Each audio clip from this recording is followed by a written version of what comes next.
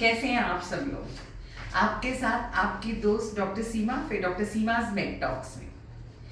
आज का टॉपिक है बहुत इम्पॉर्टेंट। क्या कॉज है अर्ली एज में हार्ट अटैक होने का? यंग एज हार्ट अटैक्स आप सब लोग देख रहे हैं कि बहुत ज्यादा बढ़ रहा है। क्यों ऐसा क्यों हो रहा है? एक टाइम होता था कि जब हम 50-60 के बाद सोचते थे कि किसी व्यक्ति को अगर हार्ट की प्रॉब्लम होगी तो after the age of 50 to 60। आजकल हम 25 साल, 30 साल, 40 साल के बच्चों में भी देख रहे हैं heart attack. I mean, isn't it so strange, isn't it so painful? After all इसका रीजन क्या है? आप लोगों को भी कुछ रीजन समझ में आते होंगे, कुछ रीजन जो मुझे भी समझ में आए। Let us discuss all that today. तो मुझे क्या लगता है कि लाइफस्टाइल में तो बहुत गहरा अंतर आ गया है। जो जीवन हम आज से 10 साल 15 साल पहले जीते थे, उस जीवन में और आज के जीवन में बहुत अंतर है। हमारे खाने पीने में बहुत अंतर है। मुझे आज अपने दिल पर हाथ रख के बताओ, कोई एक ऐसा घर है जिसमें कम से कम एक समय खाना बाहर से ना आ रहा हो, या कुछ भी ऐसा ना हो रहा जो बाहर से खा रहे हो? आप लोगों की डाइट, आप लोगों की नहीं, मेरी खुद की भी शायद कहीं ना कहीं diet has gone so bad, happened. Diet बर्बाद हो चुकी है। क्या आप एक्सरसाइज करते हैं? कितने बच्चे व्यायाम करते हैं? कितने बच्चे नेचुरल रिदम से चल रहे हैं? After the COVID maximum children are sleeping in the morning, in the day time, and they are awakened in the night time. तो अगर आप नेचर के अगेंस्ट जाओगे तो नेचर भी आपके साथ वही खेल खेलेगी। तो we have to move naturally. That is the first message which I want to give today. तो नेचुरल मूव करने से है कि I request our younger generations की प्लीज समय से सोइए। 10 और 11 बजे का समय कम नहीं होता। वो टाइम बेस्ट टाइम है when you should go to sleep.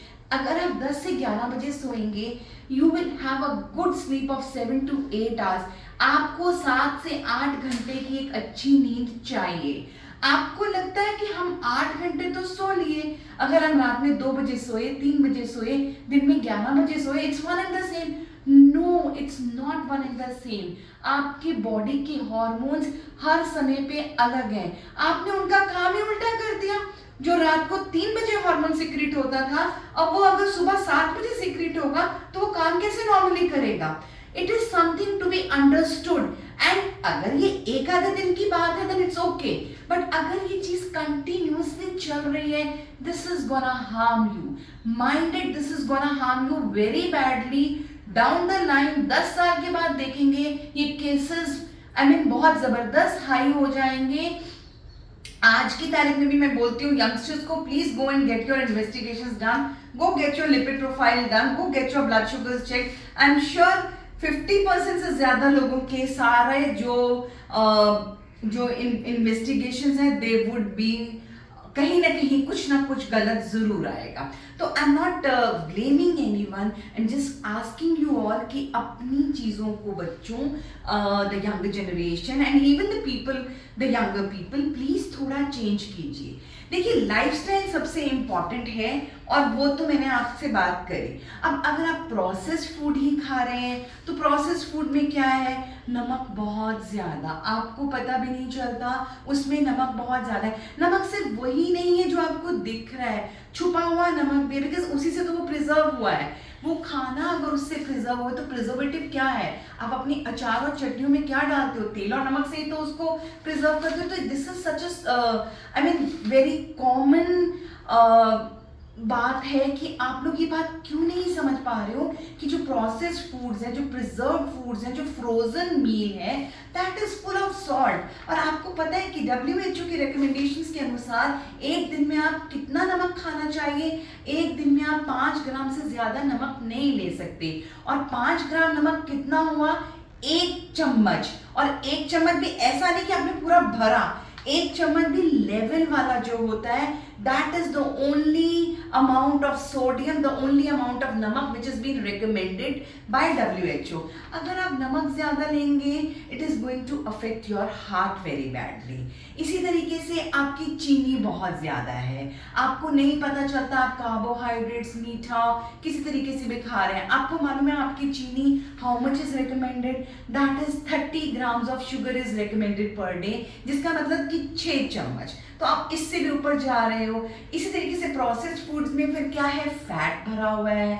अच्छा, तीसरी चीज क्या है कि स्मोकिंग और अल्कोहल बहुत बढ़ता जा रहा है। एक टाइम था जब हम बोलते थे कि सिर्फ मेल स्मोक कर रहे हैं या मेल्स अल्कोहल ले रहे हैं। Now there is no gender bias, females are equally indulged in all these things. So do you think these are good? Is this anything good to all of you? Alcohol, smoking is not good. Smoking तो होनी ही नहीं चाहिए। Alcohol ले रहे हैं तो उसको moderation में लीजिए, घर का खाना खाइए, एक्सरसाइज कीजिए, स्ट्रेस को कम कीजिए। बिकॉज अगर ये सारी अननेचुरल चीजें रहेंगी तो कहीं ना कहीं आपकी बॉडी में स्ट्रेस भी रहेगा। नींद पूरी लीजिए, 7 से 8 घंटे की नींद आपकी जरूर पूरी होनी चाहिए। पहले एक जेंडर बियस होता था कि मेल सेक्स में ज्यादा केसेस हार्ट अटैक के आते थे as compared to females, but आजकल वो भी नहीं है। Females are getting more heart attacks as compared to males and young females. Why?